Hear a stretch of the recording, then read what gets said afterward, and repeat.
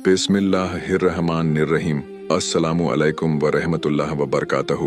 मेरे प्यारे भाइयों और बहनों, आज हम एक सफ़र पर निकल रहे हैं। ऐसा सफ़र जिसमें हम कुरान पाक के बारे में वो बातें जानेंगे जो हर मुसलमान के दिल में कभी ना कभी सवाल बनकर आती हैं। हम जानेंगे कि कुरान का पहला शब्द क्या था, ये कहाँ नाजिल हुआ, किस फरिश्ते ने इसे नबी करीम मोहम्मद सल्लल्लाहु अलैहि वसल्लम पर उतारा और इसमें कौन कौन सी रहमतें छुपी हैं। तो आइए शुरू करते हैं। कुरान का पहला लफ्ज था इकरा, यानी पढ़ो।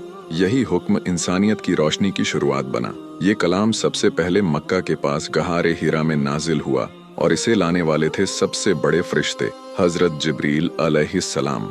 नबी मोहम्मद सल्लल्लाहु अलैहि वसल्लम पर पहली वही उस वक़्त उतरी जब उनकी उम्र 40 साल थी। कुरान की पहली सूरह है सूरह ए फातिहा, जिसे उम्मुल कुरान यानी कुरान की माँ कहा जाता है, और आखिरी सूरह है सूरह नास। पूरी पहली सूरह जो नाजिल हुई वो भी सूरह फातिहा ही थी, और आखिरी आयत जो उतरी वो सूरह बकरा की आयत 201 का भी थी।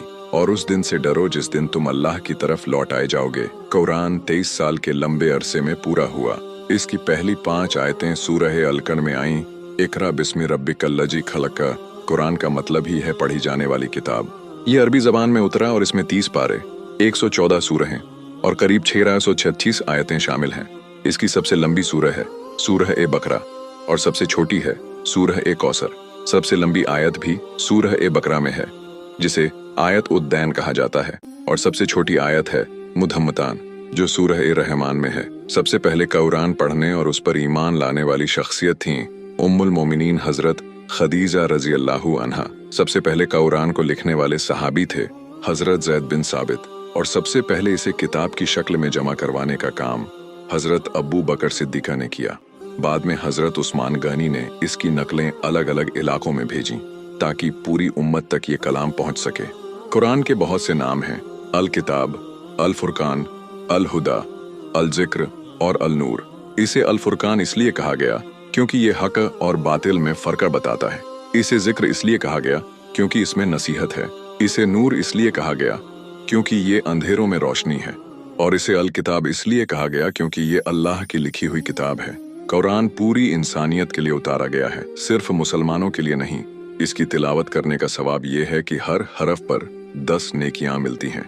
जो शख्स कुरान पढ़ता है उसके लिए दिल की रौनक है, गुनाहों की माफ़ी है और जन्नत की तरफ रास्ता आसान हो जाता है। और जो इसे याद करता है यानी हाफिज़े कुरान बनता है, उसके लिए क़यामत के दिन ताज पहनाया जाएगा और उसका मकाम जन्नत के ऊंचे दर्जों में होगा। कुरान में सबसे ज़्यादा जिक्र हज़रत मूसा अलैहिस्सलाम का है। सबसे पहले जिनका नाम आता है वो हैं हज़रत आदम अलैहिस्सलाम, और आखिरी जिनका जिक्र हुआ वो हैं हमारे प्यारे नबी मोहम्मद सल्लल्लाहु अलैहि वसल्लम। सबसे कम जिक्र हज़रत ज़करिया अलैहिस्सलाम का है। कुरान की दिल की सूरह कहलाती है सूरह ए यासीन। उम्मुल कुरान है सूरह ए फातिहा। आयतुल कुर्सी सूरह ए बकरा में है, और ये सबसे बड़ी आयत है जिससे इंसान को हिफाजत और बरकत मिलती है। नबी सल्लल्लाहु अलैहि वसल्लम को सबसे प्यारी सूरह थी सूरह ए इखलास, और उनकी आंखों की ठंडक कही गई सूरह ए तौबा। हर नमाज में सूरह ए फातिहा पढ़ी जाती है। रिज़्क़ में बरकत के लिए सूरह ए वाक़िया, मौत के वक़्त आसानी और अजाब से निजात के लिए सूरह ए यासीन, कब्र के अजाब से बचने के लिए सूरह ए मुल्क, और शिफा के लिए सूरह ए फातिहा की तिलावत करनी चाहिए। कुरान को तजवीद और अदब के साथ पढ़ना चाहिए। बिना वुजू के इसे छूना जायज़ नहीं है। तिलावत करते वक़्त वुजू करना, साफ जगह बैठना और दिल से ध्यान लगाना आदाब है। लेकिन कुरान का असल मकसद सिर्फ पढ़ना नहीं बल्कि अमल करना है। अगर कोई कुरान नहीं पढ़ सकता तो उसे तर्जुमा और तफसीर सुननी चाहिए। तफसीर इसलिए ज़रूरी है ताकि हम कुरान के सही मायने समझ सकें।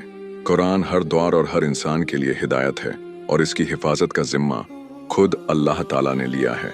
याद रखिए, कुरान और हदीस में फ़र्क है। कुरान अल्लाह का कलाम है और हदीस नबी सल्लल्लाहु अलैहि वसल्लम के फरमान और अमल हैं। और आखिर में कुरान का पैगाम आज भी वही है, इंसानियत, शांति, मोहब्बत और अल्लाह की बंदगी। दोस्तों, ये थीं कुरान पाक से जुड़ी कुछ रोशन बातें। अगर आपको हमारी यह मेहनत अच्छी लगी हो तो वीडियो को लाइक और शेयर ज़रूर करें, और हाँ, हमारे चैनल को सब्सक्राइब करना मत भूलिए ताकि कुरान पाक और इस्लामी मालूमात से जुड़ी अगली वीडियो का नोटिफिकेशन आपको सबसे पहले मिल सके। अल्लाह ताला हमें और आपको कुरान से मोहब्बत और उस पर अमल करने की तौफीक अता फरमाए। जज़ाकल्लाहु खैर।